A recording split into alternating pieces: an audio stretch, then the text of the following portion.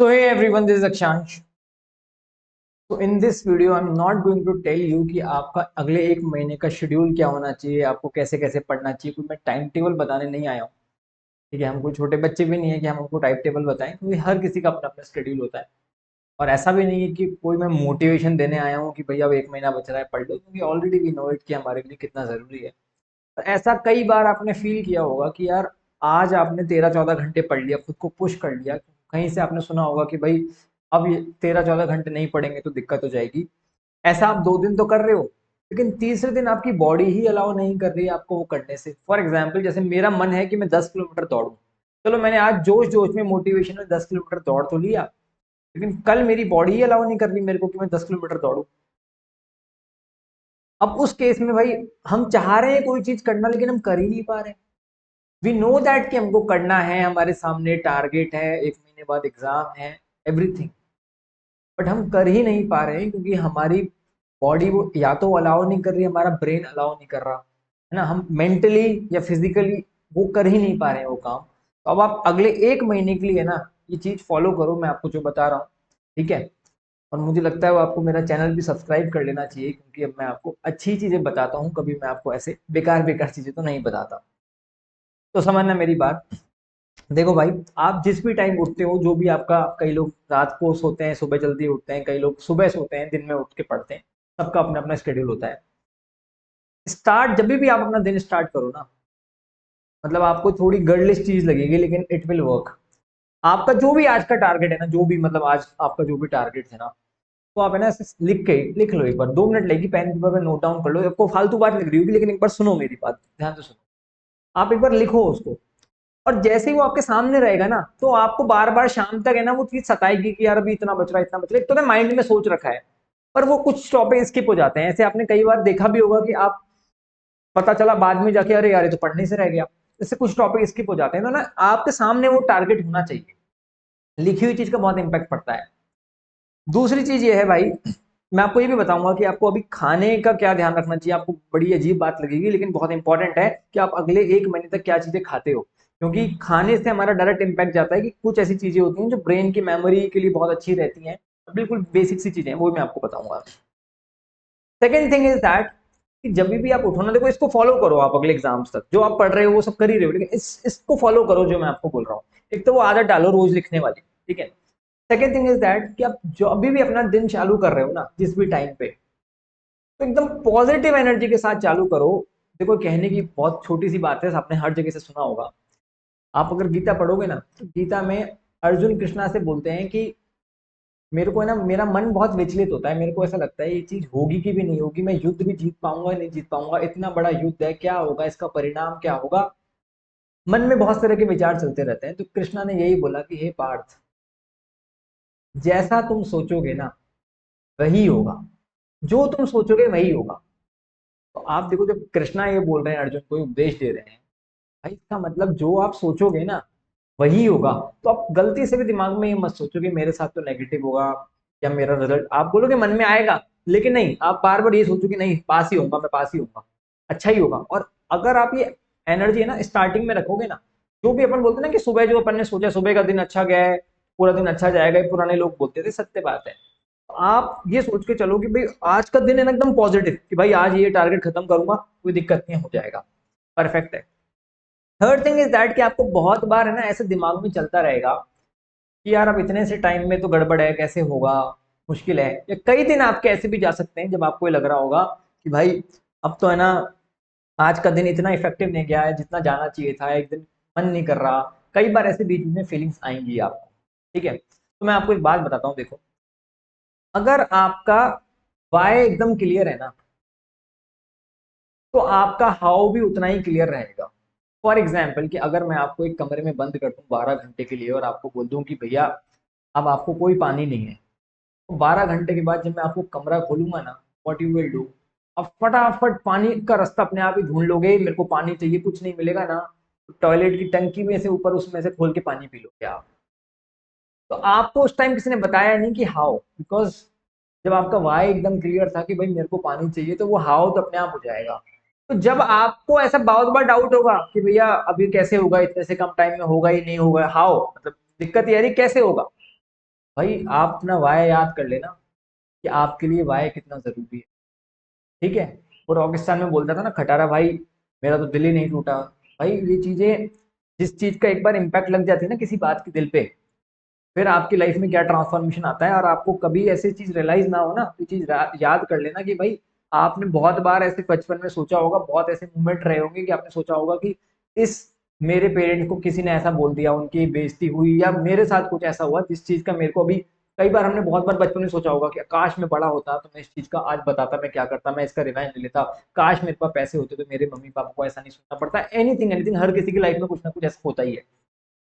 भाई वो वाय जो है ना, अपना वो याद कर लेना कि भैया हो सकता है कि आपके दोस्त के लिए 4 अटेम्प्ट भी बड़े नॉर्मल हैं, उसको कोई फर्क नहीं पड़ेगा, लेकिन किसी का एक अटेम्प्ट लगना पूरे परिवार के लिए शराब हो सकता है। और किसी के 10 अटेम्प्ट भी कोई इम्पैक्ट नहीं डाले। तो भाई हर किसी की सिचुएशन अलग अलग होती है, तो आप अपना वाय खुद से एक बार पूछ लेना कि क्या मैं ये अफोर्ड कर सकता हूँ, क्या मैं अपना थोड़ा सा भी टाइम अफोर्ड कर सकता हूँ।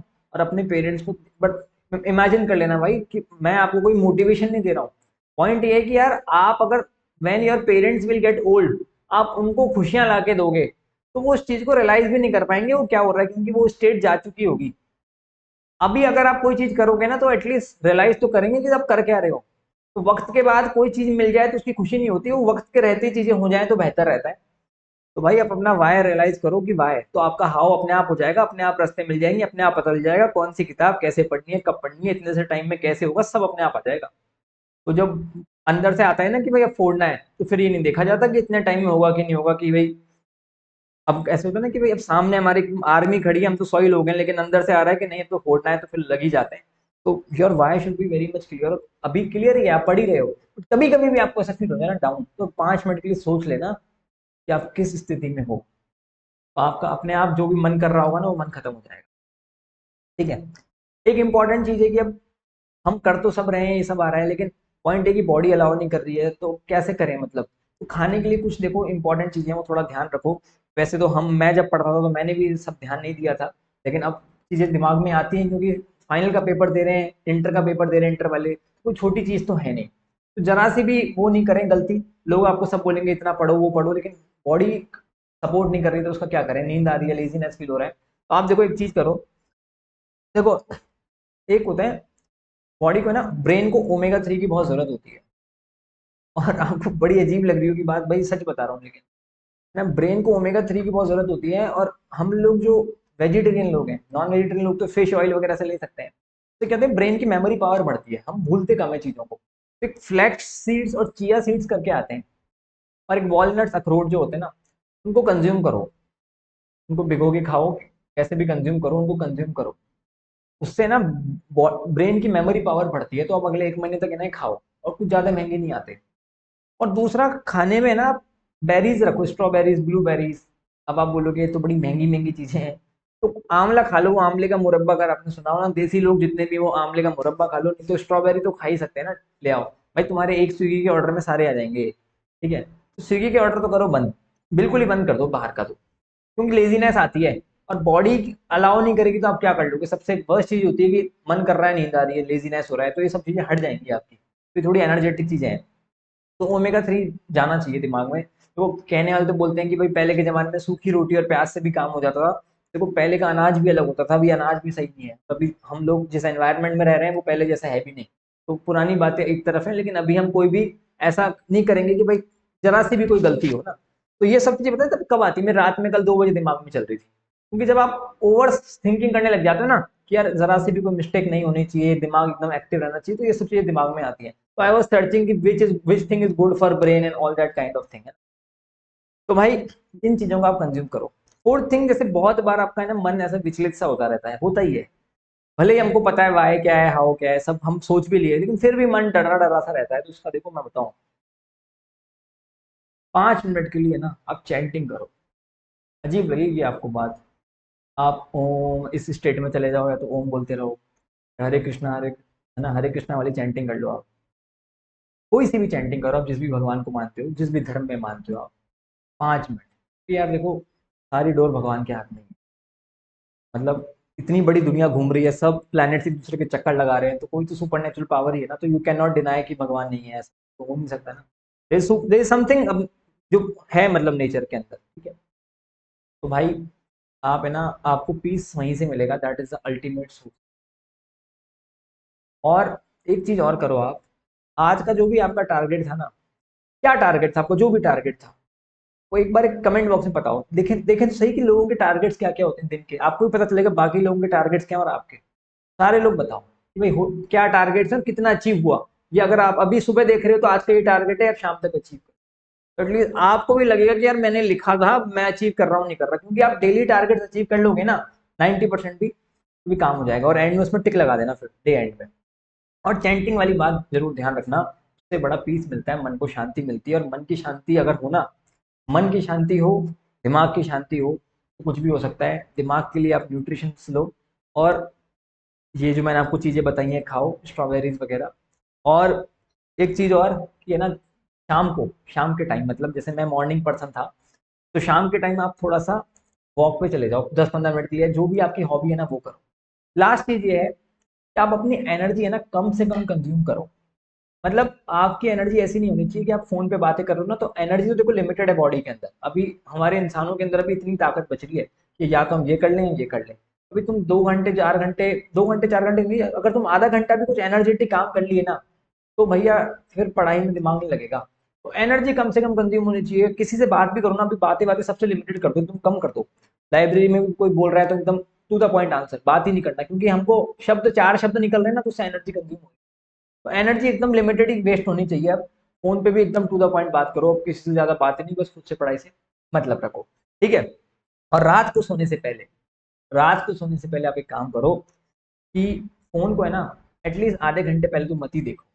क्योंकि है ना वो जो उसकी लास्ट में हम जो भी देखे है ना, या तो हम लास्ट के 15 मिनट कुछ भगवान का नाम लेके सो जाओ, कोई भजन सुन के सो जाओ, तो एक हेल्दी स्लीप होगी ना, तो पीसफुल माइंड से आप अच्छा काम कर पाओगे। ये मैंने नोटिस किया है। आप रात को जो भी चीज करके सोते हो ना, वो उसी हिसाब से आपकी रात चलती है, पूरी रात। तो वो रात एकदम बढ़िया कटनी चाहिए, रात अच्छी होगी, नींद अच्छी आएगी, तो दिमाग भी अच्छा काम करेगा, ठीक है। मैंने आपको स्केड्यूल नहीं बताया, बाकी मैं मेरा एक बार एंड में स्केड्यूल बताया था, लेकिन लाइक जरूर करते हैं। मैंने देखा ना मेरे सब्सक्राइबर्स बढ़ रहे हैं, मतलब बच्चे करते हैं पर मैं बोलता नहीं हूँ ज़्यादा, इसलिए मुझे लगता है बोल देना चाहिए कभी कभी। और देखो मेरा स्केड्यूल क्या था, मैं तो मॉर्निंग पर्सन था, सुबह 4 बजे उठ जाता था एंड के टाइम पे। तो आखिरी का ये जो खेल है, इसलिए इतनी बातें हो रही हैं। सुबह 4 बजे उठता था, 4 से मेरा सुबह सुबह का स्लॉट रहता था 10 बजे। मतलब सपोज करो 5 बजे से पढ़ना चालू कर दिया, फ्रेशन अप होके 5 बजे से पढ़ना चालू कर दिया, तो मेरा तो ये रहता था कि जितनी जल्दी दिन है ना, मतलब लोग 10 बजे उठ के काम चालू कर रहे हैं, मैं तब तक 5 घंटे पढ़ चुका। मेरा तो ऐसा रहता था। फिर मैं 11 बजे से पढ़ना चालू करता था 2 बजे तक, ठीक है। तो मेरा 8 घंटे तो 2 बजे तक ही आ जाते थे। अब सोचो यार क्या सेटिस्फेक्शन मिलता था कि 2 बजे हैं और अभी तक तो मैं 8 घंटे पढ़ चुका। और फिर 3 बजे से पढ़ने बैठता था खाना वाना खा के, और शाम के 6 बजे तक तो मेरे 11 घंटे हो जाते थे। 6 बजे के बाद मैं अपनी मर्जी का मालिक होता था, जो मेरा मन करता था मैं करता था। मैं फिर थोड़ा घूमता था, फिर मैं ऐसे सब्जेक्ट उठाता था जिसमें मैं मंद मंद गाने लगा लेता था। जैसे मेरे को कोई एमसीक्यू न्यूमेरिकल रिवाइज करना है, एफआर का कोई है, या आईटीसी का कोई क्वेश्चन करना है, डीटी में कुछ करना है जो मैंने पढ़ा हुआ है ऑलरेडी, बस उनको काइंड ऑफ मैं ऐसे ही देख रहा हूँ, उसको मेरा स्ट्रॉन्ग है वो पोर्शन, एएफएम का पोर्शन है वो मेरा स्ट्रॉन्ग है, बट मेरे को बस ऐसे ही देख रहा हूँ, तो मैंने हल्के हल्के चिल मोड में मैं काम करता था। तो सुबह जो मॉर्निंग लोग है ना, उनका मतलब सुबह वाला जो टाइम है ना, जितनी जल्दी आप अपना टारगेट अचीव करोगे ना, उतना हेल्पफुल होगा। चलिए थैंक यू सो मच, ज्यादा टाइम मैं आपका नहीं लूंगा। Bye bye, take care.